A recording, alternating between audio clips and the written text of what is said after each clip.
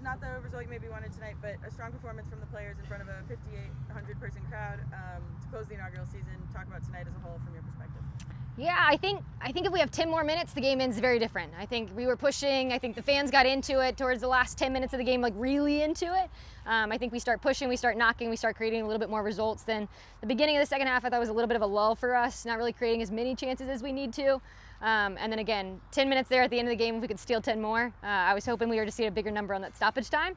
But I mean, I think ultimately to be back at home, to wrap up our season at home and not on the road for us is huge. Yeah, obviously not the result that we wanted, but I thought we created dangerous chances. I thought we created a fun atmosphere during the game, and the fans seemed appreciative, so we'll take that as a win. Hannah Heaton capped off a great season with some powerful play tonight. Talk about what you saw from her. Yeah, Hannah was great. We had in the first half, we had to move her out wide to try and mix some things up, try and get Connor closer to the ball. We lost a little bit with not having Hannah in the midfield, but she almost stole 2 goals there at the end of the half in the first half, and so for us, Hannah, I mean, all of our midfielders, honestly, are a little bit more like unsung heroes, I would say, of like they're everywhere. You don't really realize how much work they're doing until at one point you look and you're like, God, they're exhausted. Hannah was box to box for us, created a ton of dangerous opportunities. Obviously, the goal for us was one that I think we've seen the exact same play a couple times that we didn't finish. So if we talk about the longevity of what we're trying to build here in Richmond, to have us finish a goal that we probably didn't finish 3 weeks ago is huge. Speaking of Connor, she had another really active night, providing the hockey assist on the first goal, assisting the second. Talk about what she brings to this attack. Connor's great. There was a moment where I think she was going to go up and try and bike the ball, and I think City Stadium would not have quieted I think we probably would still hear them screaming, quite honestly. Connor's a fan favorite.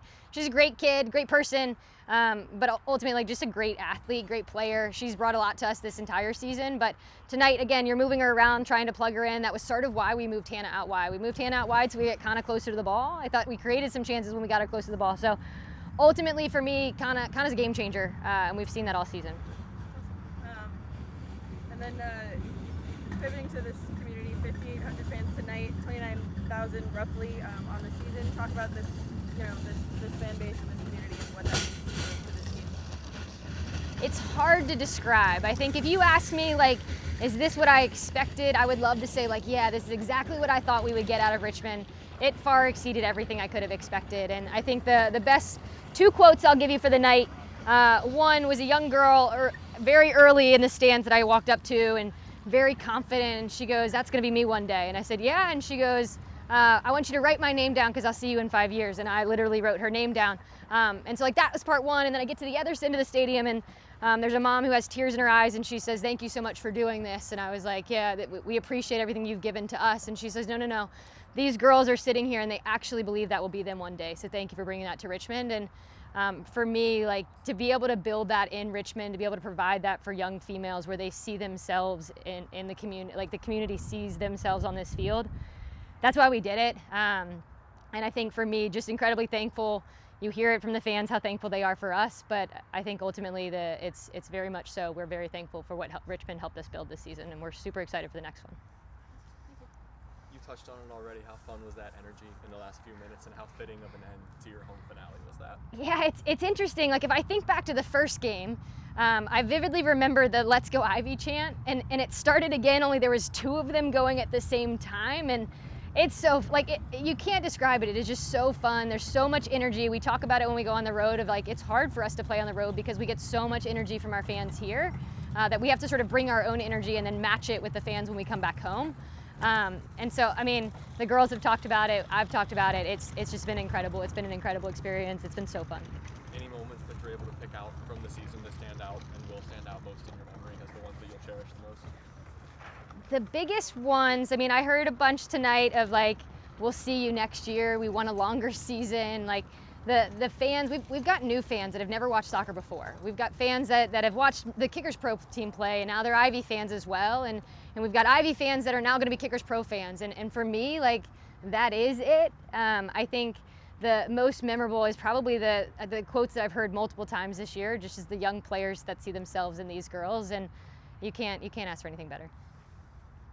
And Coach, congratulations on a great season. And then you said everybody excited for next year.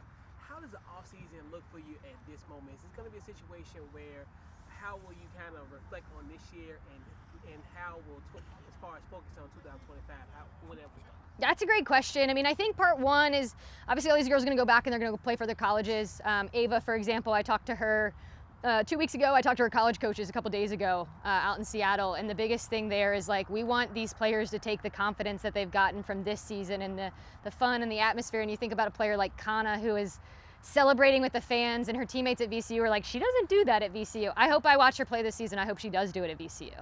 That's what I hope. And so for me, I think it's, yes, we'll take a little bit of downtime, but I think it's right. Immediately, we're focusing on the next season of players we're bringing back. Which players do we want to go get? We need a true goal scorer that's going to score goals every single game. We know the types of players that we need to start to go after, and now it's all about going and finding them during their college seasons, and then we start to build a next season's roster as well, adding on to what we've done this season.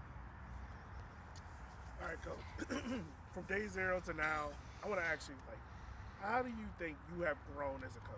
And how would you, when you get a moment, how will you sit back and reflect on how you have grown?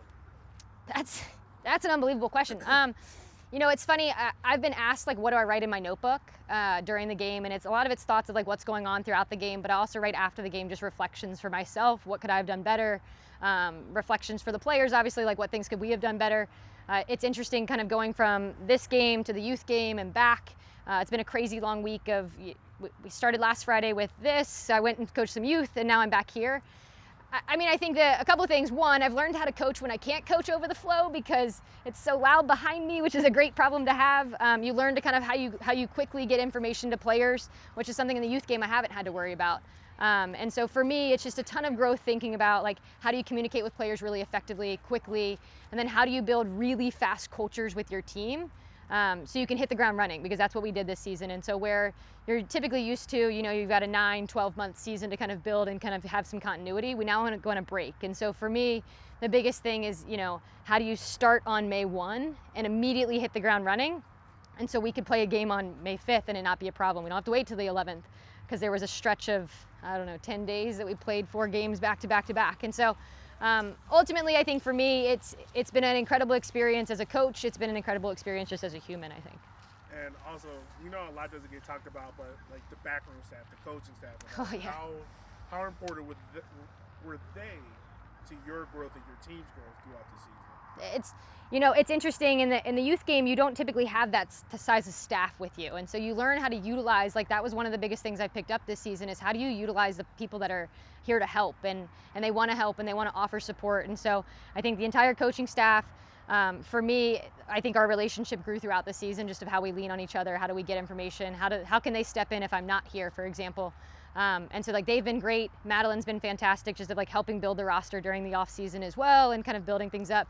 But then you look at the entire back office staff we don't create an environment like this without them. And I mean that from top to bottom. This doesn't happen without the support that we've had. And so incredibly appreciative, obviously, of the fans that have built the things, and those are the players, the fans, those are the things you see every day. You don't see the people that are doing all the things behind the scenes, and for me, I think they are the shining stars in this.